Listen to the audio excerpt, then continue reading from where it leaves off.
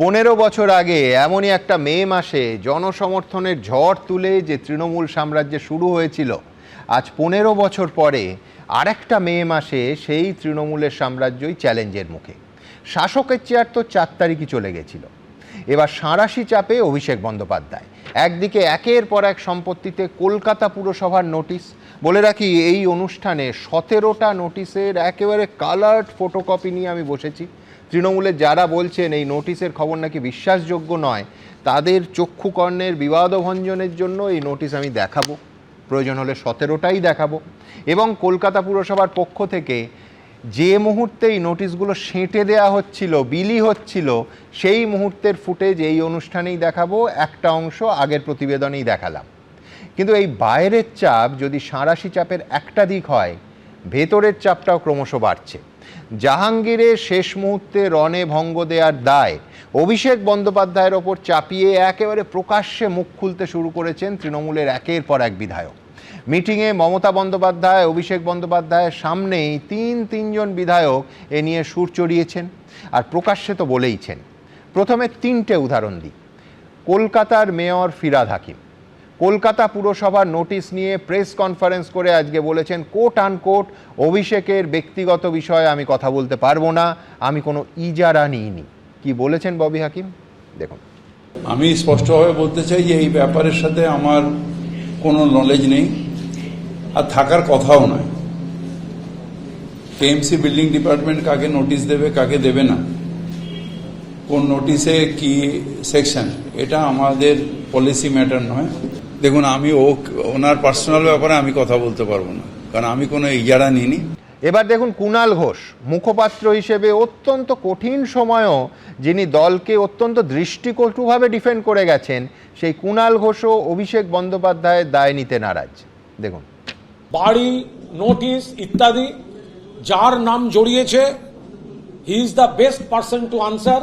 এবার কার কতগুলি আছে, সেখানে কোনো নোটিশ গেছে কি যায়নি, এগুলো আমাদের দুজনের কারুর পক্ষে জানা সম্ভব নয়। তৃণমূল বিধায়ক সন্দীপন সাহা, যিনি সচরাচর কোনো বিষয়ে মন্তব্য করেন না, তিনিও স্পষ্ট বলছেন এটা চিন্তার বিষয়।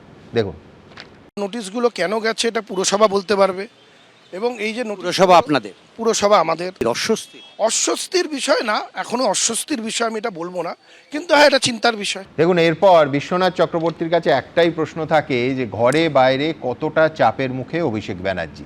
মমতা বন্দ্যোপাধ্যায়ের বরাভয় কি তাকে আড়াল করতে পারবে? কারণ এই তো সবে ধরুন ভোটের ফল বেরোনোর পর 16 দিন হয়েছে, এখনই এই অবস্থা। মমতা বন্দ্যোপাধ্যায় এমআইসিদের মিটিং করছেন, চারজন আসছেন না। একজন এমআইসি তারক সিং, তিনি প্রকাশ্যে অন ক্যামেরা বলছেন যে আমি যাব না বলেই যাইনি। তৃণমূলের 80 জন বিধায়ক লড়াইতে জিতেছেন। আজ বিধানসভা চত্বরে আম্বেদকর মূর্তির সামনে তৃণমূল বিধায়কদের যে প্রথম বিক্ষোভ কর্মসূচি, সেখানে এলেন 80 জনের মধ্যে মাত্র 34 জন, 46 জন জাস্ট আসেনি। বিশ্বনাথ, 16 দিনে যদি এই অবস্থা হয়, 5 বছর চলবে কি করে? শক্তিশালী বিরোধী প্রয়োজন তো। সুমনদা, দেখুন, গণতন্ত্রে একদল ক্ষমতা আসবে, আরেক দল হেরে যাবে, এটা খুব স্বাভাবিক হওয়া উচিত। ধরুন, আমাদের পাশে আমাদের দক্ষিণের দুটো রাজ্যে হাত বদল হলো। কেরালা, স্ট্যালিনের পরাজয় ঘটলো তামিলনাড়ুতে। সাধারণ মানুষের মধ্যে শাসক দলের বিরুদ্ধে বা শাসক দলের শীর্ষ নেতৃত্বের প্রতি এত ঘৃণা মানুষের কেন? কেন এত ঘৃণা?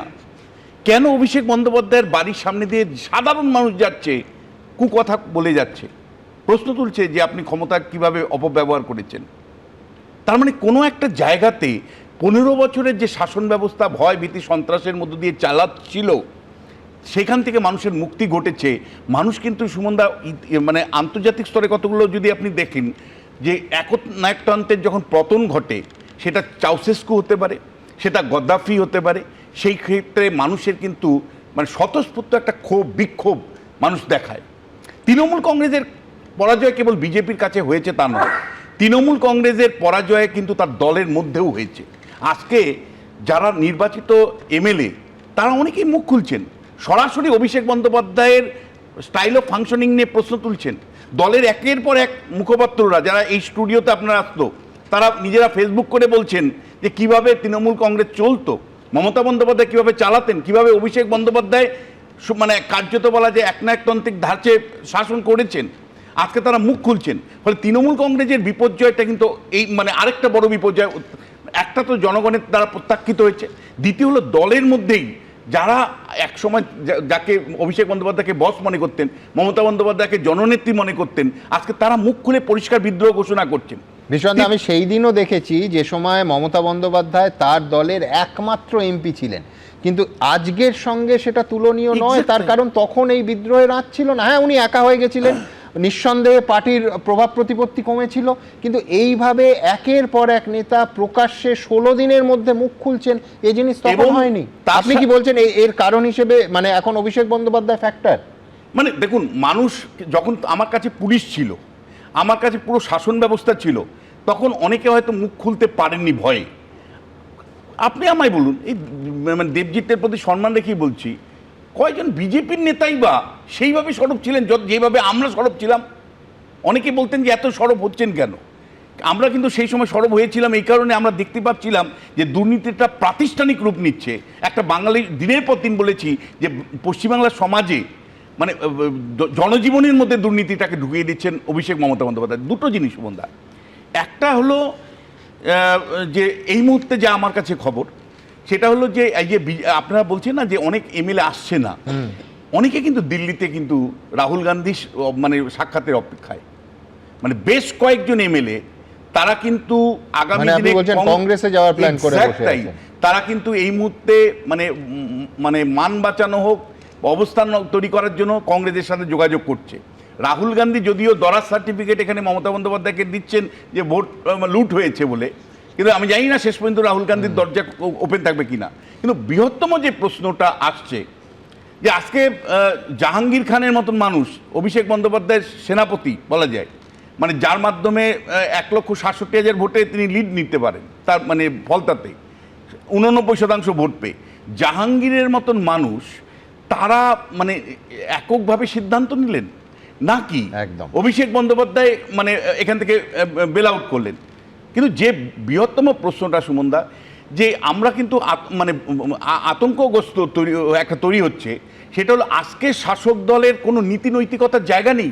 যা কিছু করছে তৃণমূল কংগ্রেস, ধরুন পোস্ট ইলেকশন ভায়োলেন্সের যতটুকু সামান্য হয়েছে সেটা নিয়েও মমতা বন্দ্যোপাধ্যায় যখন বলছে, মমতা বন্দ্যোপাধ্যায়ের সামনে কিন্তু আয়না তুলে ধরছে সবাই, এবং কি সাধারণ মানুষও, যে তুমি 2021-এ কি করেছো তুমি, এবং এটা একটা দিক।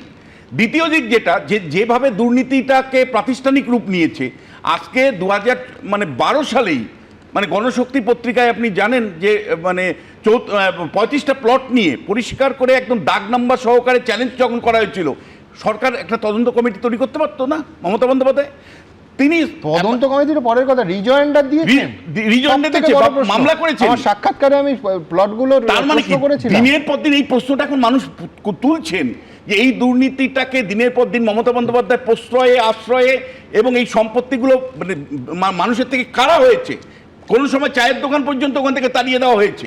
ফলে এখন মানুষ কিন্তু, আমি আপনাকে বলছি, যে কোনো বিরোধিতার প্রশ্নে যখন তৃণমূল নেত্রী যাবেন, 15 বছরের লেগেসি নিয়ে যেতে হবে। যে শাসন ব্যবস্থা আপনি কায়েম করেছিলেন দুর্বৃত্তায়নের, যে শাসন ব্যবস্থার মাধ্যমে আপনি বিরোধীদের দমন করেছেন, বিরোধী নেতাকে দিনের পর দিন আদালতে দৌড়ে সবার অনুমতি নিয়ে আসতে হয়েছে, যেভাবে আপনি ভোট লুট করেছিলেন এই জাহাঙ্গীরদের মাধ্যমে, আজকে যে কোনো কথা আপনি সামনে আনবেন, আপনাকে কিন্তু মানুষ কিন্তু আয়নাটা দেখিয়ে দিবে, আপনার আয়না আপনাকে দেখিয়ে দিবে। আমাদের ভয় সুমনদা, দেবজিতের আছে এখানে, প্রণয়দা আছে, যে দেখুন গণতন্ত্র কিন্তু চলে একটা শক্তিশালী বিরোধীর জন্য। ফলে আমার আশঙ্কা তৃণমূল কংগ্রেসটা যদি ভাঙে, তারপরে হু ইজ দ্য নেক্সট? ফলে অপোজিশনের যে সমস্যাটা পশ্চিমবাংলায় থাকে সবসময়ই, পশ্চিমবাংলার গণতন্ত্রের সবচেয়ে বড় সমস্যা লাস্ট 30 বছর। একদম এবিপি আনন্দ, এগিয়ে থাকে, এগিয়ে রাখে।